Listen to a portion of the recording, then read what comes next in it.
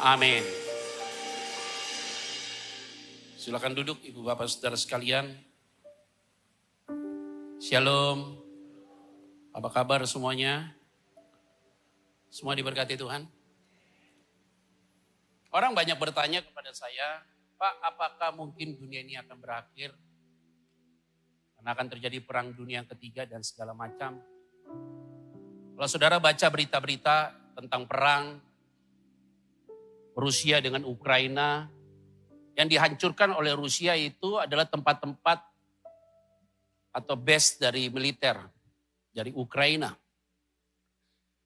Sehingga hari ini ada kesepakatan perdamaian secara parsial. Jadi rakyat-rakyat masyarakat Ukraina boleh mengungsi karena yang mau dihajar adalah tempat penyimpanan senjata mereka di Ukraina.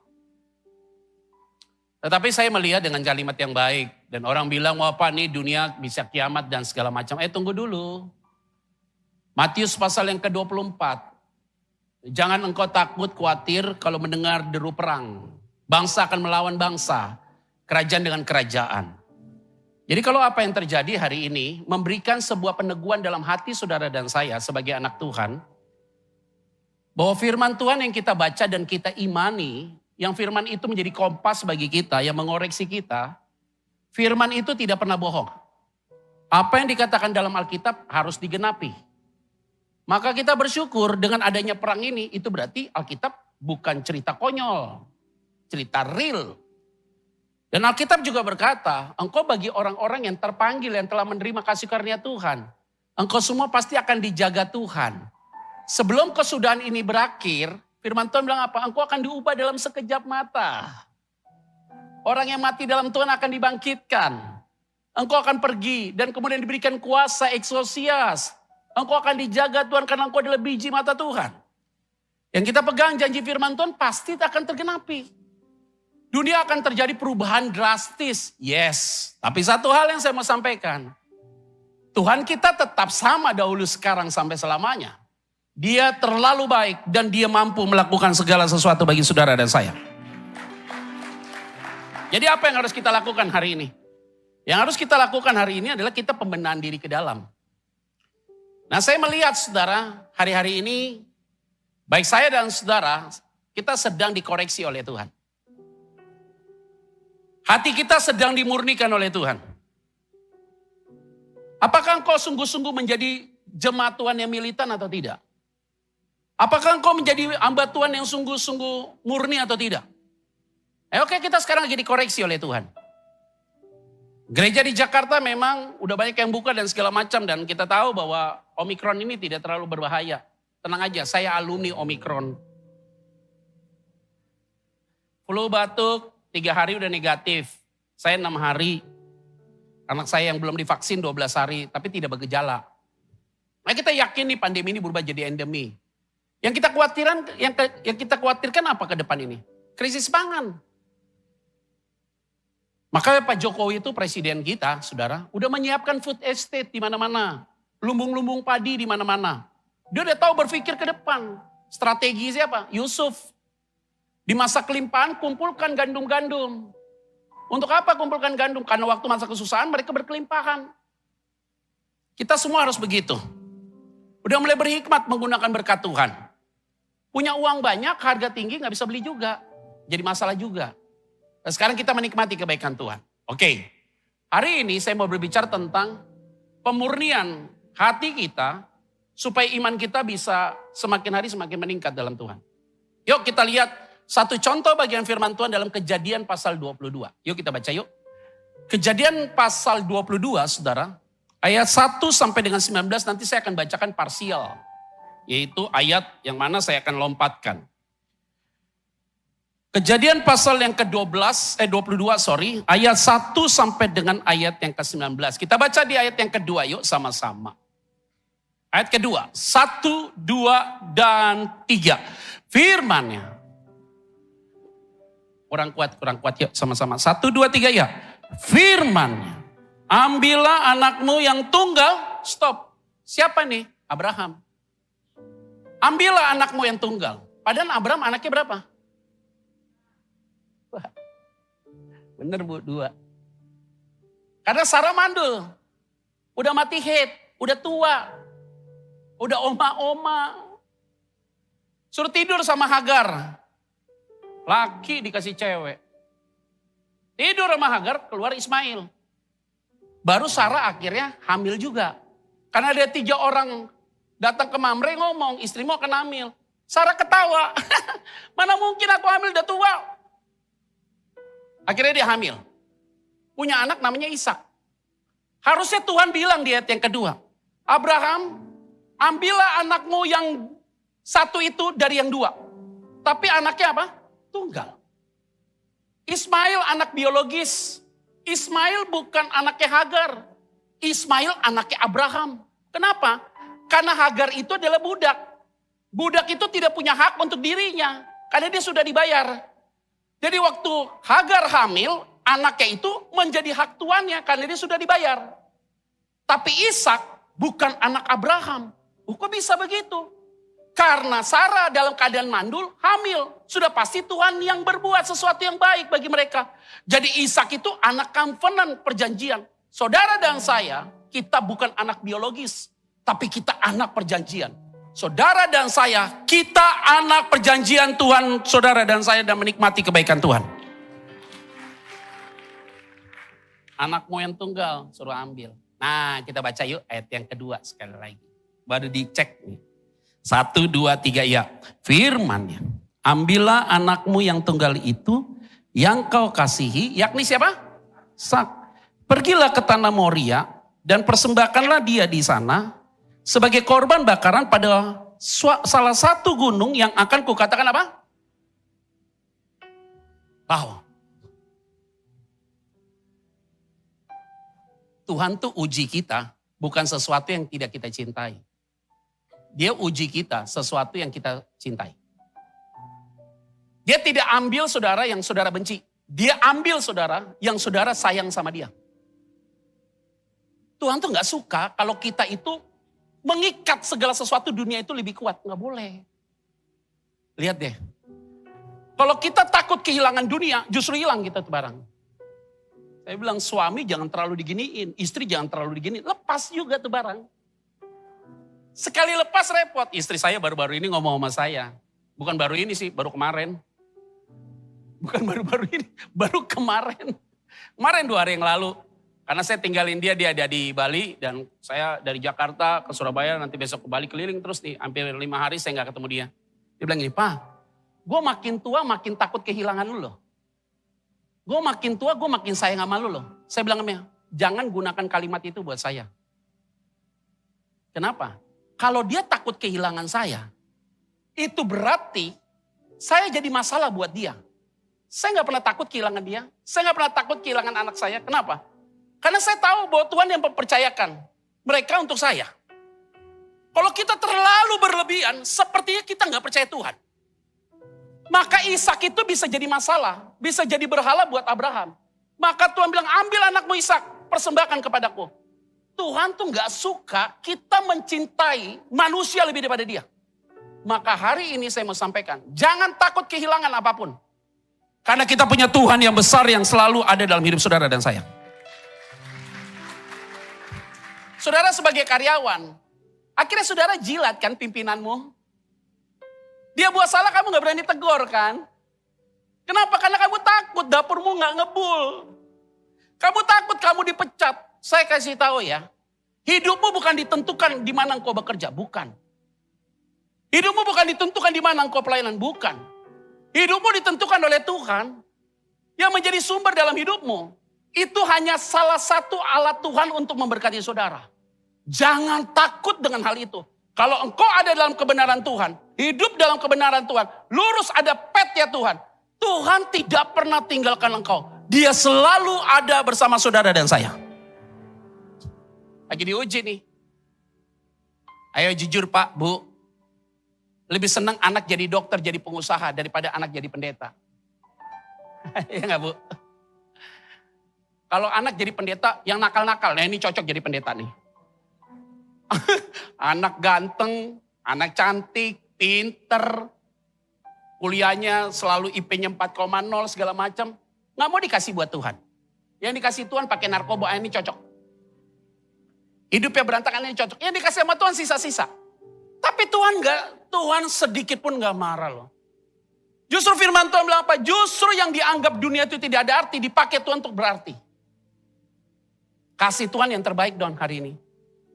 Dan ingat, kalau ketika kita harapkan anak ini, kelak dia bisa hidupi kita. Justru dia tidak akan hidupi kita. Justru anak yang gak pernah kamu harapkan, bahkan kamu anggap kecil dia, dan engkau anggap kayaknya seperti dia tidak berhasil. Justru anak itu nanti kelak yang akan pelihara kamu. Fakta di lapangan begitu. Maka hari ini, jangan kita pilih kasih dalam apapun. Karena Tuhan akan menguji kita tentang hati kita. Peristiwa yang terjadi ada di depan ini. Nikmati aja. Karena Tuhan tahu yang terbaik buat saudara dan saya. Sama lah Pak, kayak pelayanan. Pelayanan juga gitu kan. Takut kehilangan pelayanan. Takut gak diundang lagi. Akhirnya kita semua jaga. Ini bagaimana semua saya jaga. Mimbar gak berani dibicarakan tentang tegas. Kenapa harus takut? Ketika Tuhan undang kita menyampaikan firman Tuhan, kita sampaikan jujur, terbuka, apa adanya. Kita menyatakan sebuah kesalahan karena firman Tuhan ajarkan demikian. Dalam 1 Timotius, segala yang diilhamkan oleh Allah, baik untuk memperbaiki hidupmu, menegur engkau, menyatakan kesalahan.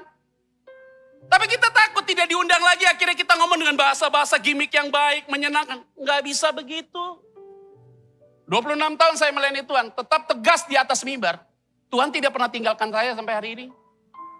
Yang paling penting cuma satu kata. Ketika engkau ada dalam kebenarannya Tuhan, salah minta ampun. Tidak mungkin Tuhan tidak bela saudara. Dia pasti akan bela saudara. Yang setuju katakan. Berikan tepuk tangan yuk buat Tuhan Yesus ya. Mulai dikoreksi nih. Dikoreksi. Kadang-kadang Tuhan hadirkan orang-orang yang kita gak happy loh. Untuk membentuk kita loh. Orang itu akan dipakai Tuhan untuk membentuk kita. Kita berdoa orang itu supaya dipulihkan. Kita berdoa supaya orang itu karakter berubah. Orang itu gak berubah-berubah loh. Tapi justru lewat dia, hati kita diubah untuk bisa terima dia. Itu berarti bukan dia targetnya. Targetnya kita. Tuhan bilang kepada Abraham, ambil anakmu yang tunggal Ishak, persembahkanlah padaku. Yang diuji bukan Ishak. Yang diuji kemurnian hati Abraham. Ayat berikutnya yuk, kita baca yuk. 3. 1, 2, 3, ya. Keesokan harinya. Pagi-pagi bangunlah Abraham. Ia memasang pelana keledainya dan memanggil 2 orang bujangnya beserta Ishak anaknya. Ia membelah juga kayu untuk korban bakaran itu. Lalu berangkatlah ia dan pergi ke tempat yang dikatakannya Allah kepadanya. Lalu berangkatlah, kata lalu berangkatlah kita baca yuk dari situ. 1, 2, 3 ya. Lalu berangkatlah ia dan pergi ke tempat yang dikatakan Allah apa? Hebat ya. Tadi malam Abraham tidur sama siapa? Ya sama Sarah. Kenapa Sarah gak dibangunin? Tapi yang dibangunin adalah Ishak dan kedua bujangnya. Sarah gak dikasih tahu. Ayo sekarang. Kalau seandainya Abraham ngomong sama Sarah, Sarah, Tuhan ngomong sama saya, anak kita, Ishak itu mau dipersembahkan, mau disembelih leher. Kira-kira Sarah kasih izin gak? Kasih izin gak? Emang gak cocok kita jadi Sarah.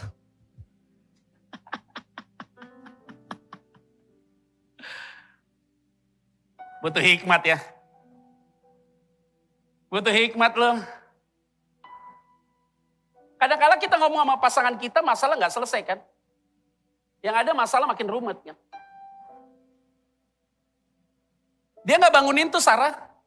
Dia bangunin Ishak sama 2 bujangnya.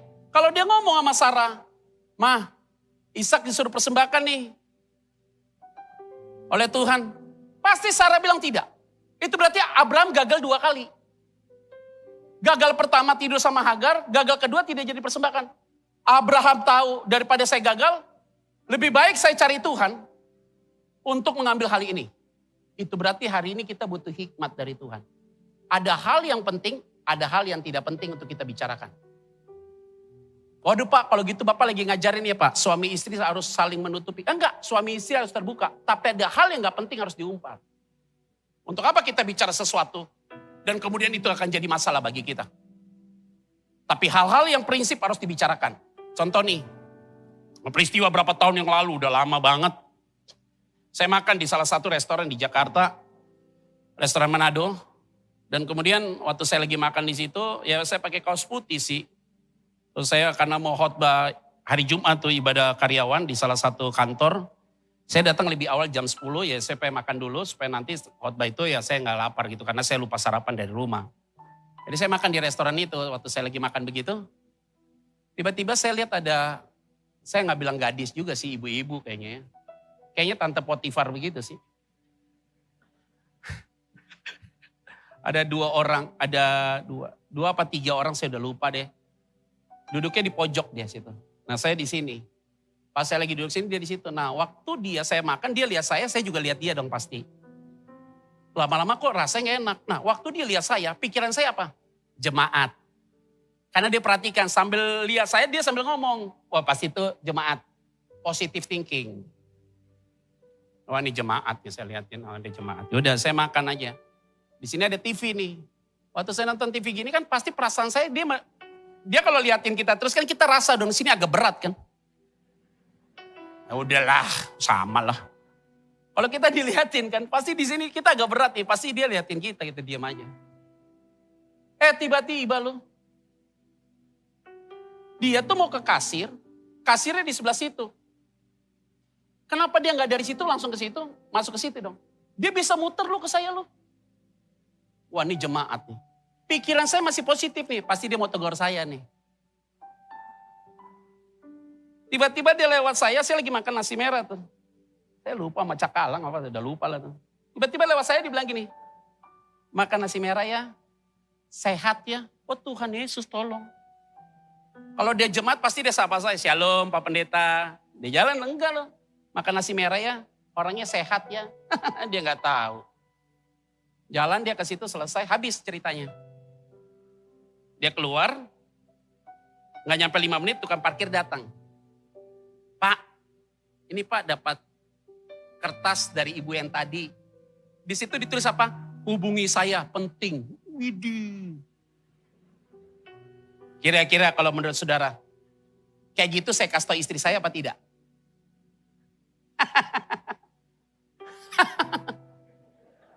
Belajar dari Abraham, jangan kasih tahu Pak kalau begitu. Lu gak kasih tahu disalibkan nama istri lu. Jangan gunakan ayat tadi untuk yang kayak gitu. Itu prinsip Pak Bu. Saya foto, saya kirim ke istri saya. Istri saya bilang, apa nih Pak? Saya telepon dia, saya cerita seperti yang tadi saya sampaikan. Istri saya bilang apa? Lu jangan macam-macam ya, macam-macam keluar dari rumah. Kan jadi masalah kan gue sama dia. Mau jujur jadi salah nih. Tapi kenapa saya harus jujur? Supaya ada rasa untuk tidak lakukan itu. Saudara bisa jatuh, saya bisa jatuh. Jangan uji-uji. Abraham ngomong, bangunin Ishak 2 orang bujangnya, yuk jalan sama saya. Dia gak kasih tahu Sarah. Kenapa? Ini masalah lain. Itu berarti semua yang hadir dalam ruangan ini, hari ini kita butuh hikmat dari Tuhan. Jangan investasi bodong dong. Nanti kena scam loh. Investasi sini. Di Jakarta banyak yang investasi ini taruh di sini. Pak, aduh Pak, kena scam Pak. Uang gua habis. Uang gua semua taruh di situ. Yang suruh masukin di situ siapa? Jadi orang jangan rakus. Syukuri dengan apa yang ada. Dan nikmati kebaikan Tuhan.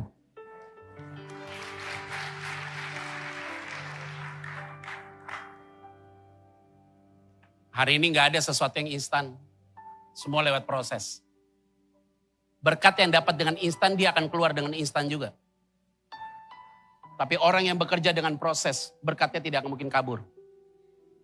Ketika engkau bisa menabung sedikit demi sedikit, engkau sadar ini berkat dari Tuhan, engkau kelola dengan baik. Tuhan akan meningkatkan berkat itu. Tapi ketika engkau dapat nyaman, susah. Anak-anak sekarang susah. Jemaat datang sama saya, Pak Pendeta, anak saya suruh teruskan usaha bisnis saya. Dia bilang ini, Pak aku gak mau Pak, gak mau kerja keras lagi, mau kerja pinter katanya. Apa? Enak Pak, sekarang Pak bangun jam 9. Bangun jam 9, lihat langsung pasar. Ih, grafik lagi naik nih. Suruh pegang pabrik, bapaknya nggak mau. Bapaknya punya angkutan segala macam besar, nggak mau diurus. Capek dia. Papanya ngeluh. Gua udah makin tua Petra, siapa yang urus nanti usaha gua? Anak-anak gak mau ikut lewat sebuah proses. Hari ini ingat baik-baik. Melakukan apapun di tengah masalah hari ini, butuh hikmat dari Tuhan. Ketika engkau butuh hikmat, melakukan bisnis, melakukan apapun dalam pelayanan, Tuhan tidak tinggalkan engkau. Dia pasti akan berkati saudara. Ayat yang kelima kita baca yuk. Ayat 5 kita lompat ayat yang kelima. Kata Abraham kepada kedua bujangnya itu kalimatnya. Tinggallah kamu di sini dengan keledai ini. Aku berserta anak ini akan pergi ke sana kalimatnya. Jadi kedua bujang itu suruh situ aja udah. Tinggallah kamu di sini dengan keledai ini. Aku beserta anak ini akan pergi ke sana. Kalimat berikutnya, kami akan sembahyang. Bentuknya jamak. Dia dengan Ishak. Kalimat berikutnya apa? Sesudah itu kami kembali kepadamu. Waduh, hari ini kita butuh iman begini nih. Tuhan suruh Ishak dipersembahkan. Dia ngomong sama bujangnya. Kamu tinggal di sini ya. Kami mau pergi ke sana. Itu berarti katanya jamak. Kami mau pergi ke sana untuk berdoa. Kalimat berikutnya. Dan kami akan balik lagi. Itu berarti Abraham sudah punya iman yang teguh. Bahwa kalau dia pergi berdoa. Dia yakin juga Ishak tidak jadi dipersembahkan. Itu berarti hari ini kita punya iman yang sama. Kita tidak tahu apa yang akan terjadi. Dunia seperti apa. Tapi kita punya keyakinan Tuhan pasti tolong kita. Orang bilang krisis pangan, kesusahan akan terjadi. Orang benar pasti dipelihara Tuhan. Buktinya 2020 sampai dengan hari ini masa pandemi, usahamu banyak yang terhenti kan? Tuh hari ini kita gak punya utang. Tuh hari ini kita dicukupkan oleh Tuhan. Tuh hari ini kita dipelihara oleh Tuhan. Dengan cara yang unik, di luar dari apa yang kita pikirkan. Dan sampai hari ini, semua yang hadir di tempat ini yang ikut live streaming. Engkau sudah terlalu banyak lihat pertolongan Tuhan. Masa si Tuhan yang sama tidak tolong kita di waktu yang akan datang? Dia pasti tolong saudara dan saya. Jadi bagaimana caranya? Kami datang ke sana untuk berdoa dan kami akan balik lagi. 1 bulan yang lalu saya khotbah di salah satu persekutuan di Jakarta. Sebelum saya khotbah seorang bapak memberikan kesaksian di depan. Waktu bapak itu kasih kesaksian, dia bilang begini, anak saya sehat, aktivitasnya normal. Tiba-tiba dia bilang dokter bilang suruh check up. Anaknya SD, ini cerita sekian tahun yang lalu. Jadi bapak ini memberikan kesaksian tentang cerita sekian tahun yang lalu. Diperiksa hasil lab, trombositnya bermasalah, leukositnya bermasalah. Jadi anak ini divonis kena kanker darah, leukemia. Bapaknya tahu menyimpan dalam hatinya. Tapi akhirnya bapaknya ngomong sama dia. Sayang, yuk kena kanker darah. Apa tuh papi? Anaknya masih SD. Anaknya kaget dengar cerita itu karena gak ada dampak klinis. Secara fisik aman. Karena dia omongin begitu. Keganggu keperasaan anaknya. 2 hari, 3 hari kemudian anaknya langsung lemas. Mukanya pucat, bibirnya hitam. Mulai trombositnya bermakin rusak, leukositnya makin rusak segala macam. Dokter bilang apa di rumah sakit? Bisa sih disuntik terapi ini 2,5 juta. Bapaknya bilang, aduh duit dari mana? Kalau disuntik terapi ini bisa rusak ginjalnya. Aduh anakku jadi rusak. Makin lama makin parah, makin drop.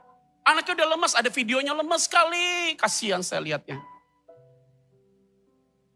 Dokter datang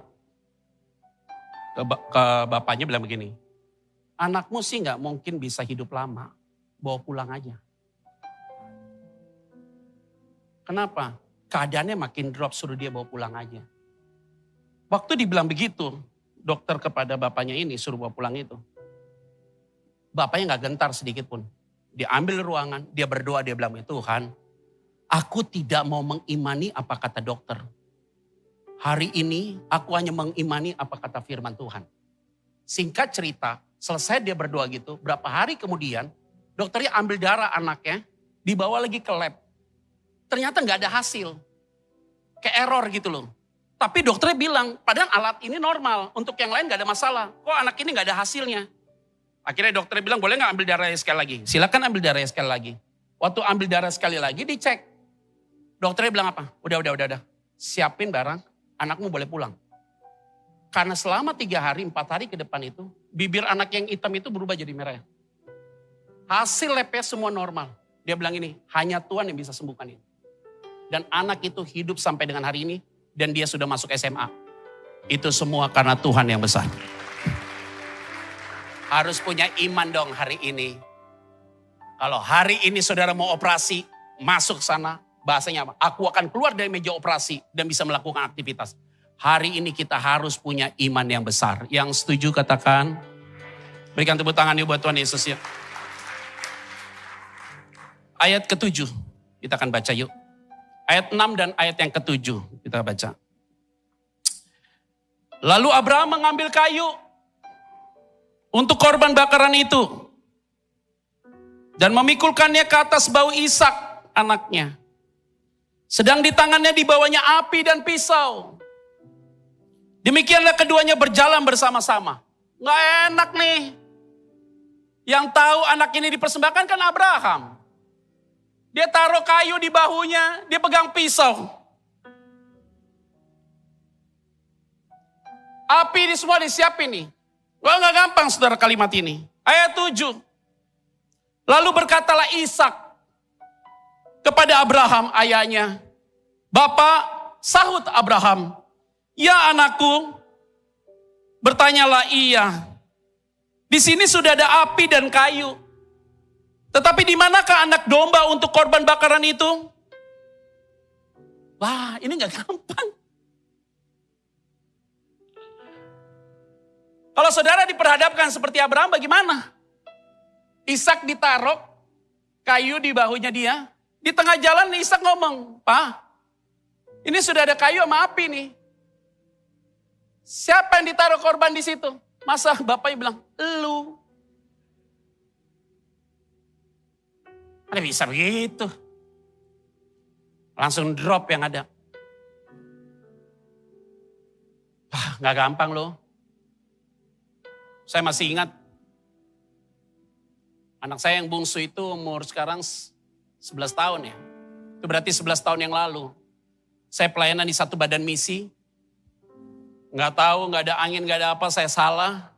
Gak ada salah apa-apa. Tiba-tiba dipanggil sama pimpinan. Karena faktor efisiensi, kamu tidak lagi pelayanan di sini, maka gaji tidak ada, fasilitas pelayanan sudah hilang, segala macam. Istri sedang hamil, anak kedua ini yang si Shalomita, yang paling bungsu. Aduh, mobil semua fasilitas diambil. Akhirnya saya datang pakai motor. Saya masih ingat tuh, motornya Suzuki Thunder. Ada gak tuh Suzuki ya sekarang ya? Udah jadi Thunder kayaknya dia. Datang pakai motor, istri lagi hamil besar, bulan Desember. Jadi saya bilang, mobil kemana Pak? Oh enggak, ada orang kantor pakai. Saya tipu loh. Saya tipu sama istri saya, karena kalau saya kasih tahu kalau saya ini sudah tidak lagi pelayanan di situ, dia drop. Aduh, uang kita di tabungan lagi nggak banyak, saudara. Saya ngomong gak nih sama istri saya ya. Takutnya dia drop, masalah. Akhirnya saya keluar, udah mas sebentar ya saya keluar. Saya ambil motor ini, saya pergi ke ada tempat kolam berenang itulah di daerah kompleks kita itu. Jadi saya ke kolam berenang itu, sore-sore itu jam 5. Sebelum matahari terbenam, taruh kaki saya ceburin di situ. Bagaimana saya ngomong sama istri saya. Air mata jatuh sambil taruh kaki gitu. Nangis tuh saudara. Baru kali itu saya rasa sedih sekali hati saya. Taruh kaki gitu redam. Saya sebut orang itu namanya di hati saya. Supaya saya lepaskan pengampunan. Karena saya gak tahu salah apa, Tuhan lepaskan. Lega saya, beban saya lega. Aduh, tenang saya. Baru saya pulang. Saya pulang sampai di rumah. Baru saya berani ngomong sama istri saya. Karena kenapa? Beban saya itu sudah lepas. Kalau saya ngomong sebelum beban saya lepas, kita bisa nangis berdua, sakit hati bisa berdua, jadi bahaya. Saya lepaskan beban saya dulu. Baru saya ngomong sama istri saya. Ma, mau jujur nih. Jujur apa nih, Pak? Gue udah gak pelayanan lagi di situ. Jawaban dia apa? Gak apa-apa, Tuhan akan buka pelayanan yang hebat. Ih, kenapa dia kayak gitu, gue ngomong dari tadi nih. Tuhan pasti akan buka pelayanan yang lain, tenang aja, santai aja. Waduh, kok dia kuat? Dia naik ke lantai 2, nangis di atas dia. Saya nyampe dulu, kenapa nangis? Kurang ajar dia, Pak. Untung gue gak ngomong. Gak semua kita bisa menanggung beban yang sama. Hari ini belajar dari Abraham. Belajar untuk tenang. Tidak semua harus cepat dibicarakan. Tidak semua orang happy kalau kamu sukses. Ketika kamu ceritakan masalahmu, hanya 20% orang itu tidak peduli. 80% mereka happy kamu punya masalah. Maka semua yang hadir dalam ruang ini, pengaduan kita hanya kepada Tuhan. Dan dia tahu yang terbaik buat saudara.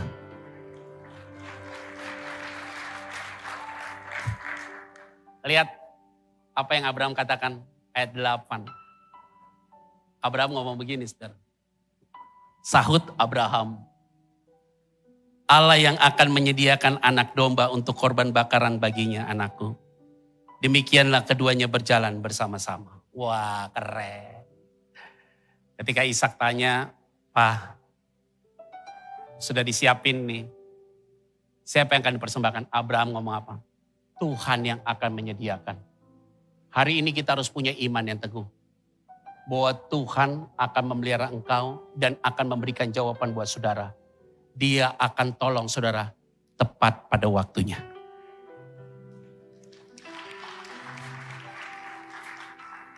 Kita berharap ya pulang dari tempat ini. Ada jawaban-jawaban dari Tuhan yang di luar dari apa yang kita pikirkan. Dan dia akan berbuat mendahului saudara.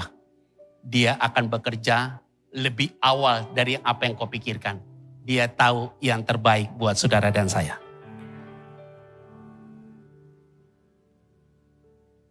Saya kalau mau kasih kesaksian banyak sekali saudara ya. Tapi Tuhan itu indah ya. Kadang-kadang kita dipermalukan oleh Tuhan ya. Ketika kita bergantung sama orang, Tuhan ajar kita untuk tidak boleh bergantung sama orang. Tapi dia punya cara untuk tolong kita ya. Kalimatnya apa? Tuhan yang akan menyediakan korban bakaran. Kita gak tahu nih apa yang terjadi ke depan nih. Kita yakin pasti Tuhan akan siapkan sesuatu yang baik. Hari ini dan sampai kapanpun juga. Ketika semua orang bilang gak mungkin. Kita harus punya keyakinan bagi Tuhan tidak ada yang mustahil. Berikan tepuk tangan yuk buat Tuhan Yesus. Ayat 9, sampailah mereka ke tempat dikatakan Allah kepadanya. Lalu Abraham mendirikan mezbah di situ. Disusunnyalah kayu, diikatnyalah Ishak anaknya itu. Dan diletakkanlah di atas mezbah itu. Di atas kayu api. Ayat yang ke-10.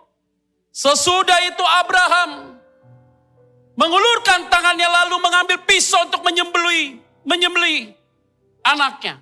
Gak gampang saudara. Gak gampang. Ini serius loh. Ishak tak ditaruh di tempat persembahan itu. Padahal tadi Ishak tanya, siapa yang akan dipersembahkan? Tuhan yang akan menyediakan korbannya di situ. Tapi ternyata belum ada korbannya di situ. Ikut Tuhan ngeri-ngeri sedap. Diuji nih, kita yakin gak nih? Apa yang kita yakini bisa terjadi gak? Ternyata sampai di posisinya itu, belum ada korban sedikit pun. Mau gak mau Ishak taruh di tempat itu. Ketika Ishak ditaruh di tempat itu, hebatnya apa? Tidak ada satu ayat Ishak ngeluh. Ada gak waktu Ishak ditaruh dia ngomong, kok jadi gua? Kenapa bisa jadi saya nih? Gak ada kalimat itu. Abraham ambil pisau loh. Benar-benar mau bunuh anak ini. Kita yakin Tuhan akan tolong kita. Kita yakin Tuhan akan menyediakan. Tapi kita harus melangkah dulu. Kalau kita hanya yakin tidak melangkah, bagaimana kita bisa lihat pertolongan Tuhan? Kalau engkau sakit, Tuhan pasti penyembuhmu. Iya, kalau sebelah kananmu ada rumah sakit, ke rumah sakit dulu. Oh enggak, pasti Tuhan tolong saya, pasti Tuhan akan sembuhkan saya. Kamu udah kena stroke, kena serangan jantung, samping rumah sakit, duitmu banyak, tapi kamu yakin Tuhan bisa sembuhkan engkau? Pergi dulu ke rumah sakit. Tapi kita gak mau ke rumah sakit, kenapa? Takut keluar duit. Yakin dulu dong, melangkah dulu. Waktu dia taruh Ishak di situ, dia mau bunuh Ishak, kalimat berikutnya muncul. Ayat itu saudara, yuk kita baca bersama-sama dengan ayat itu. Ayat yang ke-11, 1, 2, 3 ya. Tetapi berserulah malaikat Tuhan dari langit kepadanya. Abraham, Abraham, sautnya, ya Tuhan. Lalu ia berfirman, jangan bunuh anak itu dan jangan kau apa-apakan dia. Sebab telah ku ketahui sekarang bahwa engkau takut akan Allah. Dan engkau tidak segan-segan untuk menyerahkan anakmu ya apa? Hari ini semua yang hadir dalam ruangan ini. Ketika engkau melangkah tepat pada waktu. Tuhan akan bicara kepada saudara. Untuk melangkah atau tidak melangkah. Semua yang hadir kita yakin Tuhan pakai saudara untuk berbicara kepada siapapun. Atau Tuhan pakai orang lain untuk berbicara kepada saudara. Yang setuju katakan. Berikan tepuk tangan buat Tuhan Yesus ya. Ada 3 pasangan yang mau saya berkati pernikahan. 1 gagal. 2 masuk dalam pernikahan. Semua dapat tanda dari Tuhan. Dan dia yakin bahwa ini pasangan yang benar. Kayak saya bilang ya, gak gampang ya saudara untuk berkati anak-anak sekarang untuk menikah nih. Saya selalu bilang begini, saudara yang masih muda ya. Kalau saudara mau menikah, ya punya waktu diam dirilah, berdoa sama Tuhan. Yakin gak kalau dia memang dari Tuhan? Karena pernikahan ini tidak bisa test water. Dalam pernikahan ini akan terjadi turbulence hebat. Karena apa yang kita pikirkan tidak berbanding lurus dengan kenyataan. Jangan sampai nanti sudah melangkah menikah, aduh nyesel ya kenapa gue menikah sama dia. Jangan begitu. Dari awal sudah disiapkan segala sesuatunya. Ngomongnya pahit-pahit dari awal. Kalau dia udah bisa terima segala sesuatu sampai di sini, oke. Kalau masih pacaran, lakinya, calon suaminya, sudah ribut sama mertua tunjuk-tunjukkan, yuk pikir baik-baik. Jangan diteruskan di orang. Gara-gara masalah anjing kecil, lakinya tunjuk. Mertuanya, lu jangan ganggu gue. Kalau gue jadi mertua, gue kefret. Mantu begitu, belum jadi mantu nih, baru calon mantu. Udah nunjuk-nunjuk kita begini. Wah, bisa punya nih barang. Pikir baik-baik deh. Pikir baik-baik. Nah, gampang loh. Tapi kalau itu yakin dari Tuhan. Tuhan juga bisa pakai orang lain untuk gagalkan. Tuhan bisa pakai orang lain untuk membuat itu jadi tanda. Dia benar dari Tuhan atau tidak. Bisnis juga begitu. Kita yakin sama dia benar nih. Menurut kita benar nih. Nanti Tuhan akan pakai orang lain kasih tau kita. Lu jangan bisnis sama ini orang. Atau kita punya keraguan bisnis sama dia. Tuhan bisa pakai orang lain untuk yakinkan kita. Ini orang benar. Biarkan mengalir dan berikan kebebasan cara Tuhan bekerja. Tapi dengan bagaimana? Komunikasi dengan Tuhan intens. Kalau kamu komunikasi dengan Tuhan intens, maka engkau punya sensitivitas apa yang Tuhan ingin sampaikan pada saudara. Maka Tuhan akan lakukan sesuatu. Malaikat itu bicara, aku tahu siapa kamu Abraham. Engkau tidak segan-segan menyerahkan anakmu yang tunggal. Ada pengakuan dari malaikat kepada Abraham. Ayat terakhir, 15. Kita baca yuk.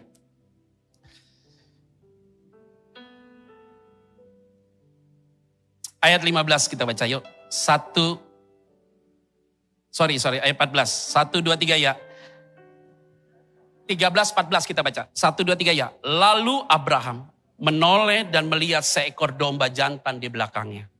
Yang tanduknya tersangkut dalam belukar. Abraham mengambil domba itu. Lalu mengorbankannya sebagai korban bakaran. Pengganti apa? Hari ini, semua yang hadir dalam ruangan ini, kalau kita punya keyakinan, Tuhan akan menjawab doa kita. Melangkah dulu. Memang kadang-kadang melangkah itu butuh keberanian.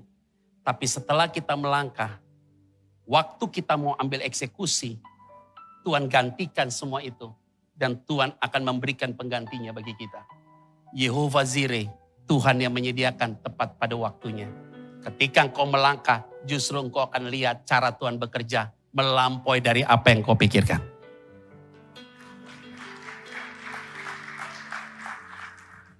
Ada amin? Melangkah dulu aja. Saya paling takut nikah, maka saya nikah di usia tua. Gak apa-apalah tua ya. 33 tahun baru saya menikah. Istri saya beda, 32 tahun, saya beda sama istri saya 10 tahun. Kalau dihitung-hitung beda sama istri 10 mau masuk 11 tahun. Saya takut, kenapa? Kalau menikah ini urus anak orang, kasih makan dia. Justru setelah kita yakin dapat tanda dari Tuhan. Dan saya menikah dengan dia. Itu saya menikah dengan dia, awal-awal tertati-tati. Perlahan-lahan, Tuhan cukupkan, Tuhan pelihara kami, lewati begitu banyak peristiwa. Selama 14 tahun menikah, 3 kali istri saya mau meninggal.